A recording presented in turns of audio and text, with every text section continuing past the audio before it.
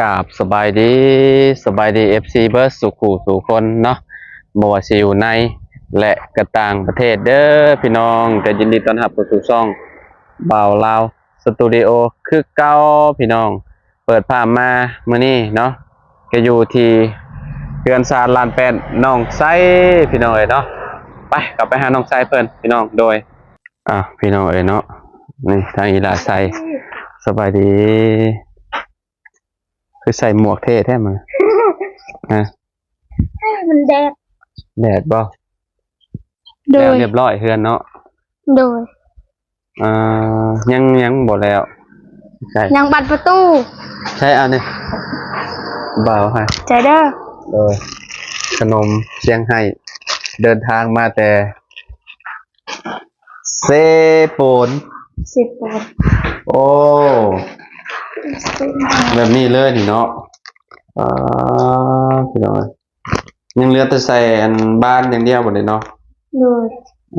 พี่น้องนะยังบ่ได้ใส่งานหรอวะโอ้มันยังนี่ยังเปียกอยู่หรอวะนี่เลยคือเขาไปเย็บจ้ะแต่เมื่อวานแล้วแต่เมื่อวานนี่แหละ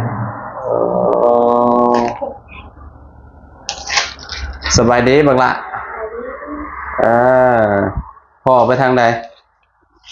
บ่าวบ่ได้ยินบอกเพิ่นเอิ้นบ่าวแต่เมื่อกี้นี่บ่าวมาริโอบ่ได้ยินนะบ่าวบ่ได้ยินป้าออกมั้ยเลือกบ่าวมาสร้างแล้วพี่น้องเอ้ยเนาะเพิ่นรอแต่นี่อย่างเดียวบัดนี้เนาะสงสัยโดยรอแต่ใส่บานประตูเนาะมุมนี้น่ะแล้วเรียบร้อยแล้วเนาะหัวบ่ฝนตกแห้งอยู่ได้เมื่อวานนี่เนาะห้องครัวนี่หัวบ่หัวก็มึงนี่ห้องครัวนี่ได้โดยแล้วก็มันออกแถวสองโค้งแล้วก็มันออกแถวนี่แถวมันนั่นนี่แถวมันข้างๆนี่ก็บ่ได้ปิดอันนี้ติบ่ได้ลบเมียนหัวหน่อยนึงเนาะโดยแถวนี้บ่ได้เป็นหยังบ่ใช่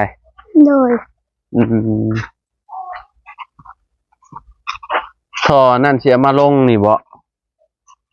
อันนั้นหาได้เดี๋ยวเอาลงมื้อนี้น้ำลายแล้วบ่นี่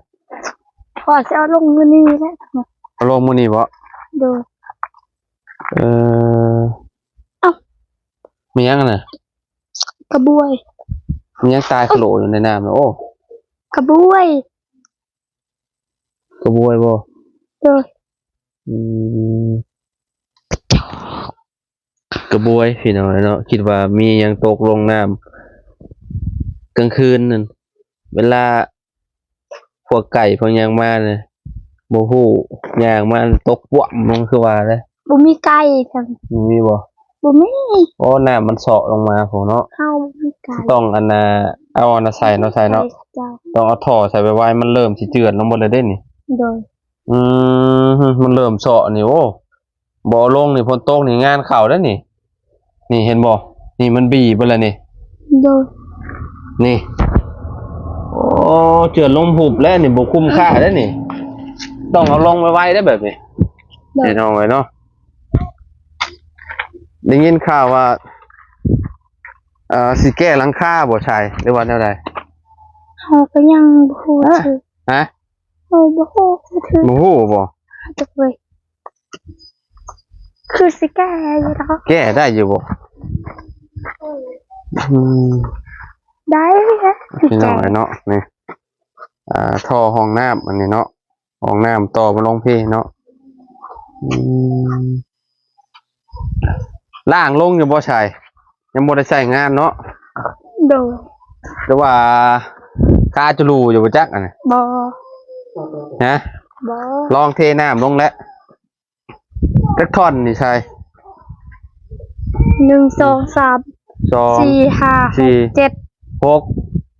6ท่อนหรอวะใช่1ท่อ1 2 3 4 5 6 7 อยู่มุมใดบัดมุมนี้นะว่าอยู่งั้นมันบ่เฮ็ด อ๋ออยู่นี่เนาะมี7ท่อนพี่น้องเนาะ1 เมตร 2 เมตร 3 เมตร 3 เมตร 50เนาะอืมกินข้าวเลยบุกินข้าวแล้วชาย กินแล้ว กินกับหยัง กินกับอาหารมื้อวานนี้ อาหารเมื่อวานนี่บ่ ดูนะบ่าวกินนะ ยังบ่ได้กินแล้ว กินข้าวบ่ เพิ่นโบก แม่ คือ ทำไม อยู่ได้พี่น้องบ่เป็นหยังใช่ ได้เลย บ่ ทำไม นี่พี่น้องเนาะอ่าเพิ่นมีสีท่านี่สิงามอยู่อ่า เพิ่มกันนายมีตัว ถ้า โลท่าน สีห้องพื้นก่อนแล้วทาสีบัดเรือนครัวนี่เข้ากันเลยบาดเนาะพี่น้องเอ้ยเรือนครัวน้องชัยเนาะคือว่าโอเคแล้วตักแล้วห้องน้ำนี่ก็รออันนั้นก่อนเนาะรออันนี้มีประตูก่อนจังลองใช้เบิ่งเนาะชัย โดย บ่มีประตูดังบ่กล้าใช้ได้แบบนี้เนาะมันเฮ็ดค่อยๆเด้พี่น้องเฮ็ดค่อยไปพุ่นเนาะเพราะว่าเวลาอาบน้ำอาบหยังมันจังสิไหลเนาะ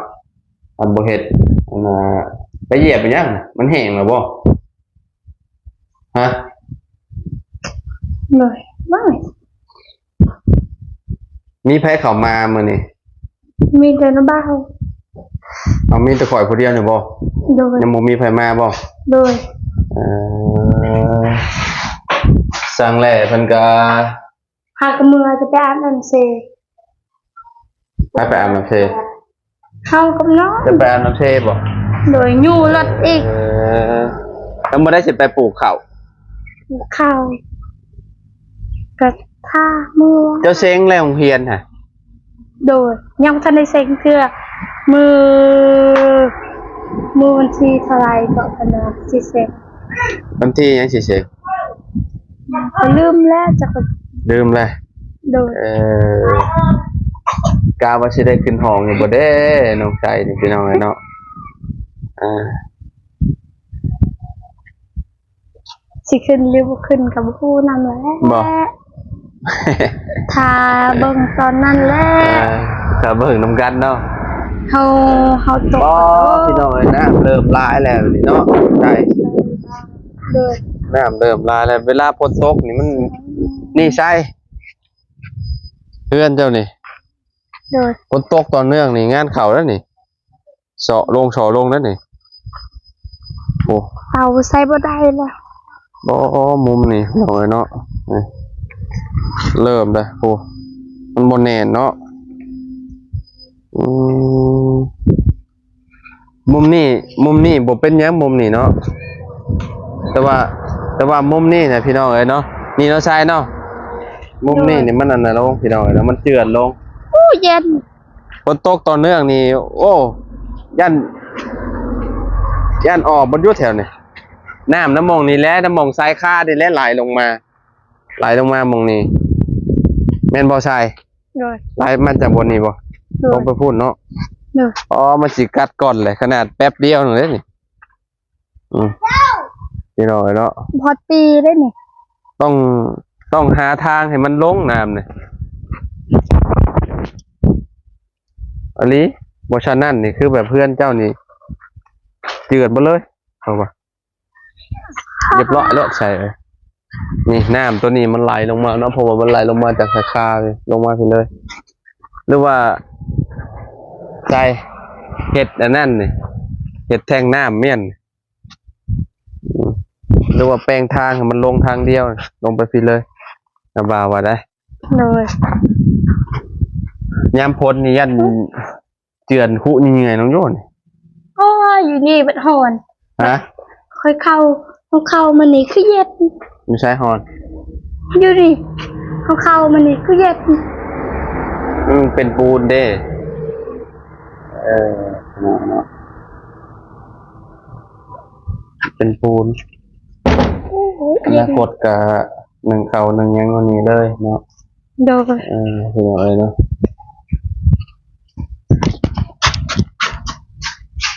ไปใส่เลยลูกชายเปิดประตูออกมาเฮ้ย เอาปลี่ขอยงหันเปิด เปิดบ่ นี่ จึ๊บ เสร็จเรียบร้อยเฮือนครัวเพิ่นพี่น้องยังเหลือแต่ใส่อนาบ้านอย่างเดียวบ้านนี้เนาะ โอ้อยู่ดีเย็ดมิลลี่ ใช่สร้างแหลกกับพี่น้องเลยเนาะเฮ็ดหลายอย่างเราก็ได้บ่จักสิไปอันปลูกมันปลูกกล้วยปลูกอ๋อพี่น้องอ๋อ ยังก็อยากได้บ่ ก็จะได้ไปเฮ็ดเฮือนประตูอเดียก็คือว่าหั่นแหละพี่น้องเลยเนาะตอนนี้ประตูอเดียก็นอนตากฝนอยู่เข่าไหม้เมื่อวานนี่แตกจากอยู่ฝน คือกับเฮาแหละนอนตากฝน อ้าวเจ้าได้เฮือนงามสินอนตากฝนเอาได้ อ้างามเตือนน่ะนังคาน่ะมันทับบ่ได้ อืม นอนน้ำฝนกูมือเว้ย นอนนำฝนบนอันนี้นะ โดย เมื่อวานนี่เปียกครับบ่เมื่อวาน เต็มคาราเบลเลย ฮะเต็มคาราเบลเลยบ่ โดย ก็ได้ยินช่างว่าเออมันสิแก้ให้ว่าแก้หลังคาเฮือนน้องชัย โดยโอเค ราคา3 ล้านบ่โดย ก็บ่ฮู้ว่าสิแก้ตกบ่เนาะคันว่าได้แก้หันนะได้ยินว่าเพิ่นเว้าดอกว่า โดยสุดน้ำสร้างแล้ว รถช่างว่าสิแก้ว่ามี FC เพิ่นคอมเมนต์มาอยู่อันทางมีอ้ายคนหนึ่งดอกมันบอกนะบ่าวว่าบ่ต้องลื้อว่ะเอาซื้อสังกะสีมาจาก2-3 แผ่นว่าซั่นมาตอกใส่บอนมันหัวมันผัดบ่ได้หัวบอนเดียวบาดนี้มันหัวเป็นจุดไปเลยบาดนี้ ขันทัวมงเดียวเสือไข่นี่มันทัวหมดเลยทัวแถวนั้นทัวเป็นแถวเลยแหละ มันหัวเป็นแถวไปเลยอย่างว่ามันรถจะสิแก้แบบใดนี่นะยังงงอยู่พี่น้องเอ้ยเนาะตามหลักวันนี้ต้องลื้อใหม่เบิดเนาะลื้อใหม่แล้วก็ไปซื้อสังกะสีใหม่หมดแล้ว โดย ปัดโทษพี่น้องเอ้ยเนาะสิไหวบ่จะมีบ่เงิน โอ้ยบ่มีเงินขนาดนั้นหรอก แพงเลยนี่ ซื้อสังกะสีมาโปะว่าซะ เขาได้สังกะสีแบบนี้ปะ โปะบนมันหัวบ่ยากลื้อแล้วก็ตอกใส่มันสิได้บ่ เท่าใดบ่คันเอาซื้อสังกะสีเฮือนคอยนี่ เงินเจ้านี่ โดย ทางลุงเฮิมได้ตอนนั้นนะบ่าวก็บ่ฮู้เลยเบิดหลายหมื่นอยู่ดอก ว้า อืม แอบมิลลี่ เบิดหลายล้านเติบจะมีบ่เงินเก็บซื้อจังกะสีใหม่ ว้ายบ่มี เฮ็ดเทือนครั้งเดียวก็เป็นแบบนี้เนาะสง โด สัย ยโดย พี่น้องเอ้ยเนาะ อ่าย ามพ้นแหละแบบเฮงนักเลยบัดนี้น้องชายแบบคิดจักสิไปนอนอยู่ไสบัดลงมานอนอยู่พี่เด้พี่อืม อ๋อเขายันผี อยู่เฮือนครัวนี่บ่ได้ฮู้หรอกว่าเฮือนครัวนี่ หัวบ่ได้หัวปานใดนี่มันออกเธอจุดๆนี่นำออก อ๋อมองอันน่ะเด้มองเวลาฝนตกแล้วบ่ได้ชุมเจ้าบ่ได้ซื้ออันนั้นมาตอกแม่นเด้ โดย อันบางกันศาสตร์เด้ โดย ตัวนั้นน่ะเป็นแผ่นบางกันศาสตร์ไปเลย โดย ปิดเมียนน่ะบ่เป็นหยังอันนั้นน่ะ โดย มันตามร่องน่ะมันเข้าอยู่แล้ว โดย ก็แน่ว่าเฮาซื้อตัวเนี้ยปิดมามันก็สิบ่ย่อยลงแน่มันย่อยลงจากหม่องอันน่ะได้ต้องใส่ โดย มันย่อยลงจากหลังคาตัวใหญ่พุ โดย แต่ว่าแถวนี้ปกติแม่นบ่นี่บ่เป็นหยังแม่นบ่ บ่ได้เป็นหยัง แต่ว่ามันอยู่หม่องหันหม่องคอตอหันน่ะหม่องโซนกระพาน่ะพี่น้องเอ้ยเนาะ นี่ มันจะ นี่ แม่นบ่หม่องโซนกระพาบ่ บ่นี่มองนี่เด้มองนี่บ่แม่นมองนี่ หม่องใด มองนี่ อืม หัวนิดเดียวนะ หยาดปอมๆนั่นเดียว โดย คิดว่าหยาดปบโจกๆลงซะดอก บ่แม่นเนาะ บ่ บ่คือตัวนั้นเนาะ โด ตัวย นั้นหยาดแห้งบ่ ตัวนั้นโอ้ยไหลคือยังเลยไหลลิ นอน จ อน ยู่ เต็มหม้อใครนั้น นอนอยู่กับมันน้ำเนาะเวลาฝนตกเนาะ โดย นอนกับน้ำ อืม ฟังเบิ่งว่าสร้างเพิ่นสิแก้แบบใดพี่น้องเอ้ยเนาะคนได้ยินสร้างแหล่เว้าอยู่ว่าสิมาแก้เฮือนน้องชายก่อนพี่น้องเนาะใช้เวลาหลายมื้ออยู่เพิ่นว่าเพิ่นสิไปเฮ็ดเฮือนประตู7 ปีเฮือนประตู7 ปีก็ยังรอพี่น้องเอ้ยเนาะยังนี่แหละ เรายังอยู่เฮือนน้องชายอยู่เนาะจักสิว่าจังใดเนาะพี่น้องก็อดใจรอเนี่ยแหละเนาะทางประตูก็ได้ประตู7 ปีก็ได้พี่น้องเอ้ยเนาะ ทาตลอด แม่นเร